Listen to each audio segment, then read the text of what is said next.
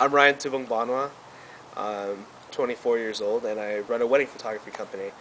I started photography in high school. I picked up a camera senior year and it was pretty fun. Didn't really think of much of it. I ended up going to school for pre-law at first. Wanted to be a lawyer, and that really changed my mind about law because I felt lawyers were just in it for the money, and I wanted to change the world by doing something great. So telling people's stories was a key for me. That's why I wanted to do journalism, and photojournalism was a facet for that, and it would just help me out, take pictures of people who never had the picture taken and find their stories that no one would actually hear or see. I saw cool photos in the newspaper once, and those photos made me realize that I wanted to be in those moments that were history, and being a part of history is something really cool. We can say, yeah, I was there. But not only that, for me being a photographer, I could actually capture that moment and share it through my eyes with other people. The transition from photojournalism to wedding photography was not really my own doing. Initially, I wanted to go to war, do war photography, and be on the front lines and basically see gruesome stuff. But being an only child, my parents were very discouraging of that. And so the next best thing about storytelling that I could do besides newspapers was wedding photography. Because if you think about it, two people are in love, they have their story, and helping them to share that story with their family and friends through pictures is a great thing. I prepare for the photo shoots by first getting to know my client. Usually it takes a couple meetings before our actual session. I do this to understand who they are as a person and see if we gel.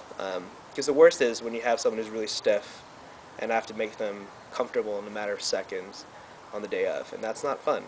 So you want to do that over time, build a rapport, just like any kind of customer service job. But mine's more artistic, I feel. I tell them stupid jokes, like, what's Mario's favorite fabric? Denim, denim, denim. And, like, what kind of bees make milk? Boobies. You know? You hear about the fire at the circus? It was intense. But I do stupid stuff like that, make myself look like a fool. People love fools, so they'll laugh about that. You get genuine expressions, and usually helps out the whole situation as a whole. I do different types of photography, mainly wedding photography and portraits, but I also do commercial work for magazines and commercial business. Wedding photography and portraits, I feel, are the same extent because you're dealing with people who need to tell a story and exude emotions, and it's everything about the eyes and stuff. Commercial work, it's all about how cheap you can get it to the client and if your work's good or not. I feel I differ because my work originally started as photojournalistic style with my degree and whatnot. So I worked for the school's paper for about 3 years, and we actually had spot news and things that actually were newsworthy. And that wallflower technique of just sneaking around, trying to get that photo at different angles, versus the typical straight-on standing there and posing kind of thing, helps my photos be more unique and more desirable in today's wedding world, I feel.